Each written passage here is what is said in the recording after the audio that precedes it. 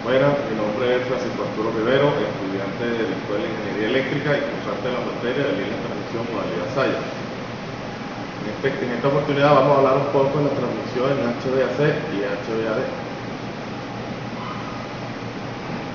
Primeramente tenemos que remontarnos un poco a la historia para conocer un poco de la transmisión en ese tiempo.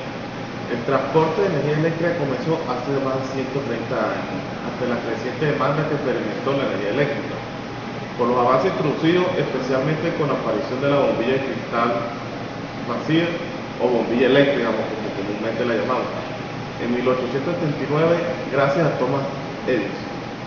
La primera transmisión de energía eléctrica cabe destacar que se realizó en los años 1882 y fue en Estados Unidos y fue en corriente continua de baja tensión a 110 voltios. También en ese año se instaló en Europa la primera línea de transmisión de energía eléctrica en corriente continua de 2 kilovoltios y con una distancia de 150 kilómetros, la cual estaba entre Nidwald y Múnich, en Alemania. Aunque las primeras redes de distribución eléctrica funcionaron en corriente continua, la tecnología de la época entorpeció la implantación de esta como un sistema estándar de transporte de energía, debido a las costosas instalaciones y a las pérdidas de los conductores. Esto, y a su vez, junto con las ventajas que aportaba la transmisión en corriente alterna, consiguió que el transporte eléctrico en corriente continua quedase marginado, siendo la transmisión en HVAC la elegida en ese entonces. El perfeccionamiento del generador de corriente alterna y el invento del transformador, permitieron generar y transportar electricidad de un modo más económico en ese entonces. Así funcionó en ese entonces el sistema eléctrico.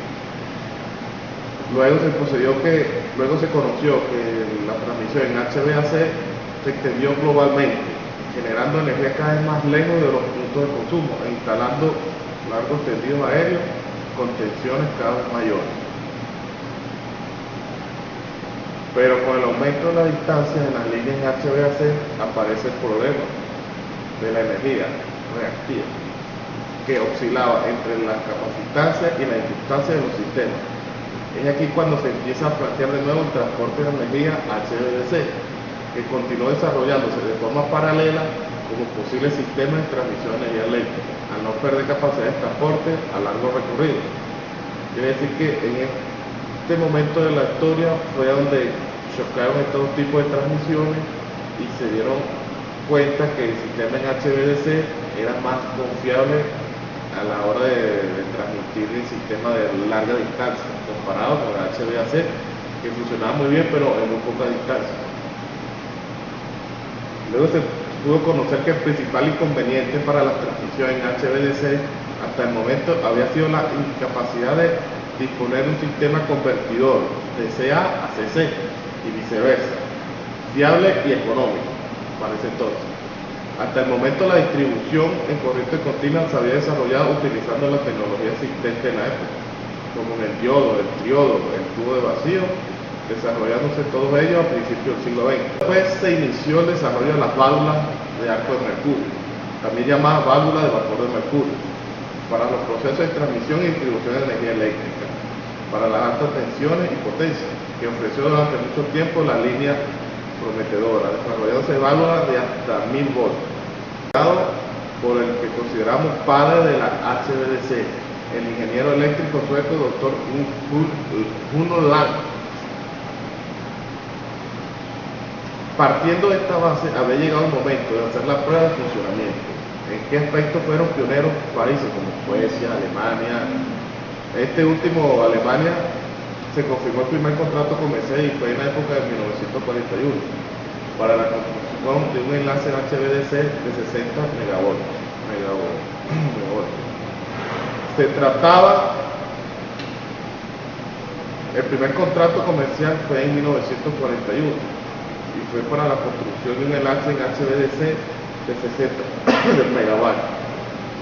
Se trataba de un cable subterráneo que había de transmitir hasta 150 amperes utilizando 200 kilovoltios a una distancia de 115 kilómetros, pero nunca llegó a construirse debido a la problemática planteada en esa época y a los recursos económicos.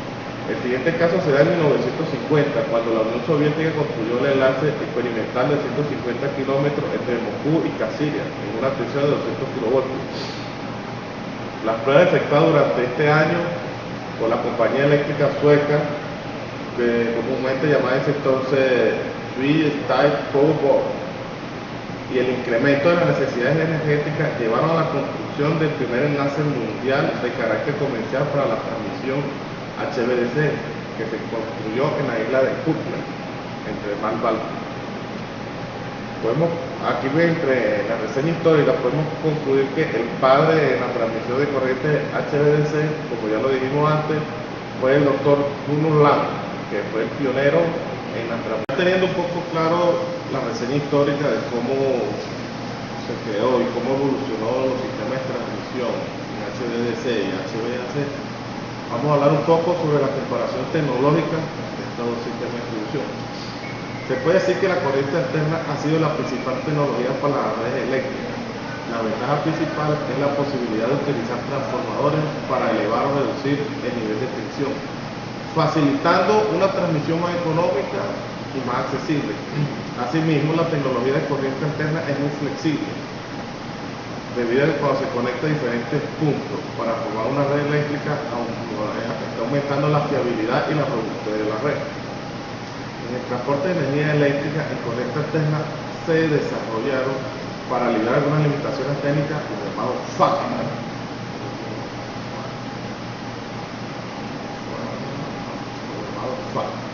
que son un conjunto de dispositivos basados en la electrónica de potencia, que tienen la capacidad de modificar los parámetros que regulan la potencia eléctrica, limitando los efectos de la generación y el consumo de la energía reactiva. Esto es muy útil para aumentar la capacidad efectiva del sistema de transporte, evitando los desequilibrios entre las líneas y escogiendo en cada momento el camino más adecuado para el flujo de potencia transmitido en la red de corriente alterna. Vamos a hablar un poco de la descripción de la tecnología en HVDC. Como podemos observar en el gráfico, en el cual las pérdidas en las líneas aéreas HVAC y HVDC en función de la distancia, podemos ver que las pérdidas en las líneas son menores para CC que para CA en función de la longitud, a partir de 600, 800 kilómetros para las líneas aéreas. El coste total de la línea en continua, entendido como la suma del coste de las estaciones de conversión y de cables de transmisión, es menor que la alterna, como lo podemos observar en la gráfica. Si la línea se realizara por cable subterráneo, especialmente en conexiones submarinas, la distancia es mucho menor, en torno a longitudes de 40 kilómetros o mayores. Las pérdidas son menores en CC que en CA, quedando en este caso limitado en el transporte en CA, por cable submarino a distancias relativamente menores según la tensión que se emplee y previo estudio. Vamos a hablar un poco sobre las pérdidas en las líneas aéreas entre la transmisión HVAC y HVD en cuanto a la función de la distancia. En el siguiente gráfico podemos observar lo siguiente. La ventaja de la transmisión HVDC frente a la HVAC podemos decir que son las siguientes. La primera, como podemos observar en el gráfico, nos dice que mayor capacidad de transmitir potencia por conductor, ya que nos transporta energía reactiva y se puede controlar la potencia activa de modo sencillo y rápido, como podemos evidenciar. Tenemos que saber que cuando se escoge entre una línea de transmisión y CC y CA, se suelen aplicar motivos económicos, aunque esto viene dado en muchos casos por el estado de la tecnología. La segunda sería las pérdidas menores en las líneas aéreas, a partir de entre 600 y 800 kilómetros. En el caso de las líneas subterráneas o submarinas, es más conveniente la transmisión en HVDC a partir de 40 kilómetros.